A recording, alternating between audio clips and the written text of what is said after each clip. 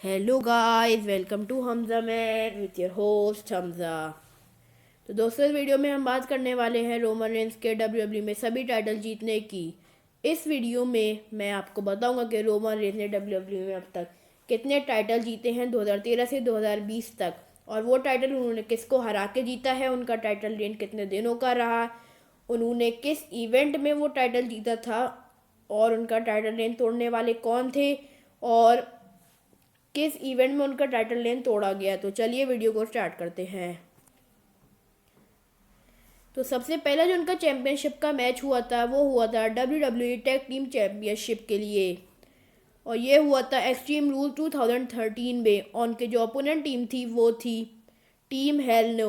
तो जैसा कि एक टैग टीम मैच था, तो रोमन रेंस के पार्टनर थे उनके शील्ड ब्रदर सेथ रॉलिंस, और टीम हेल नो यानी केन एंड डैनियल ब्रायन उनके ओपोनेंट थे, और ये एक टैग टीम टोर्नेडो मैच था।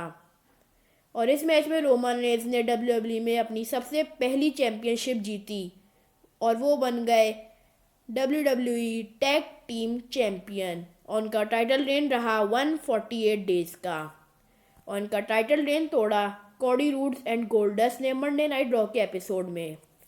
इसके बाद जो रोमन रेंस का चैंपियनशिप के लिए मैच हुआ था वो हुआ था सर्वाइवर सीरीज 2015 में, और ये हुआ था डब्ल्यूडब्ल्यूई वर्ल्ड हैवीवेट चैंपियनशिप के लिए। उनके ओपोनेंट थे डीन एम्ब्रोज, और इस मैच में रोमन रेंस ने डीन एम्ब्रोज को हरा दिया, और उन्होंने अपने करियर में पहली दफ़ा वर्ल्ड हैवीवेट चैंपियनशिप जीती। लेकिन उनका टाइटल रेन कुछ ही मिनट्स का था, क्योंकि शेमस आ गए और उन्होंने अपना money in the bank cash in किया, और वो बन गए न्यू वर्ल्ड हैवीवेट चैंपियन। इसके बाद रोमन रेंस और शेमस का मैच हुआ डब्ल्यूडब्ल्यूई वर्ल्ड हैवीवेट चैंपियनशिप के लिए रॉ के एपिसोड में, जिसमें रोमन रेंस ने वापस से अपनी डब्ल्यूडब्ल्यूई वर्ल्ड हैवीवेट चैंपियनशिप जीत ली, और वो बन गए 2 time world heavyweight champion.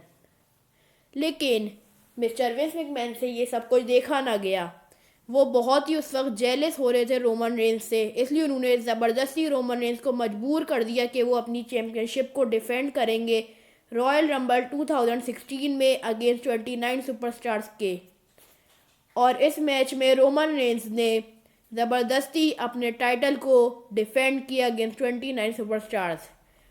Roman Reigns की रॉयल रंबल 2016 में एंट्री नंबर 1 पे थी, और बीच में द लीग ऑफ नेशंस आ गई, और उन्होंने रोमन रेंस को रिंग से बाहर निकाला, उनकी बहुत धुलाई की। लीग ऑफ नेशंस में रूसेव, एल्बर्टो डेल रियो और शेमस आए, और उन्होंने रोमन रेंस को अनाउंस टेबल पर फेंक दिया, और रोमन रेंस के बहुत चोटें आईं, और इनको लाने वाले कोई और नहीं बल्कि विंस मैकमैन थे।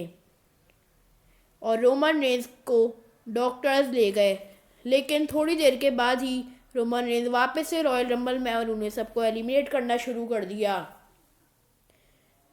लेकिन नंबर 30 पर एंट्री हुई द गेम ट्रिपल एच की, और उन्होंने रोमन रेंस को एलिमिनेट कर दिया, और वो बन गए new WWE world heavyweight champion. इसके बाद फास्टलेन 2013 में मैच हुआ ट्रिपल थ्रेट मैच, और इसमें से जो भी जीतता वो फेस करता डब्ल्यूडब्ल्यूई वर्ल्ड हैवीवेट चैंपियनशिप के लिए ट्रिपल एच को रेसलमेनिया 2016 में।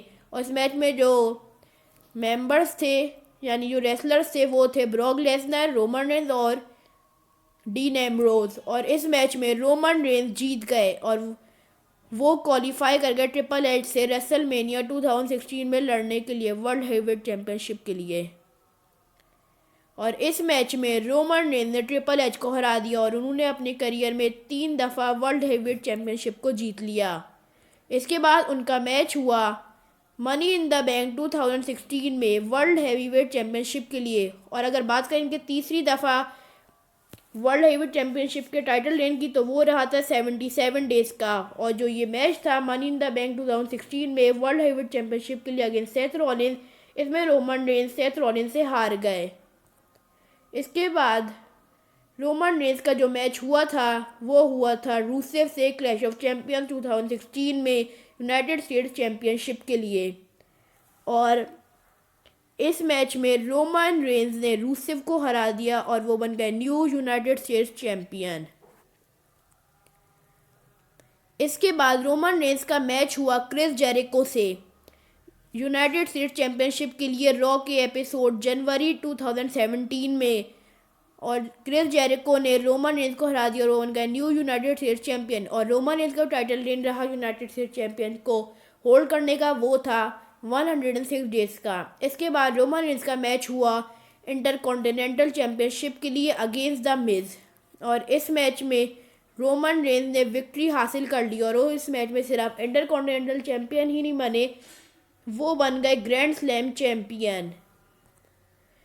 इसके बाद उनका वापस से द मिज से मैच हुआ इंटरकॉन्टिनेंटल चैंपियनशिप के लिए रॉ की 25 एनिवर्सरी में। और इसमें द मिज रोमन रेंस से जीत गए और वो बन गए न्यू इंटरकॉन्टिनेंटल चैंपियन। और रोमन रेंस का टाइटल रेन रहा था इंटरकॉन्टिनेंटल चैंपियनशिप को होल्ड करने का, वो रहा था 63 डेज का।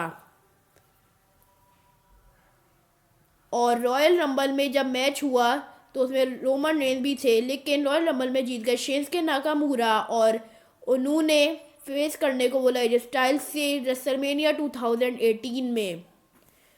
और इसलिए वो एजे स्टाइल से लड़ने को गए। और दूसरी तरफ यूनिवर्सल चैंपियनशिप के लिए मैच हुआ एलिमिनेशन चैम्बर में, जिसमें जो भी जीतता वो फेस करता ब्रॉक लेसनर को यूनिवर्सल चैंपियनशिप के लिए रेसलमेनिया 2018 में। और इस मैच में रोमन रेंस ने विक्ट्री हासिल कर ली और वो फेस करते यूनिवर्सल चैंपियन ब्रॉक लेसनर को रेसलमेनिया 2018 में।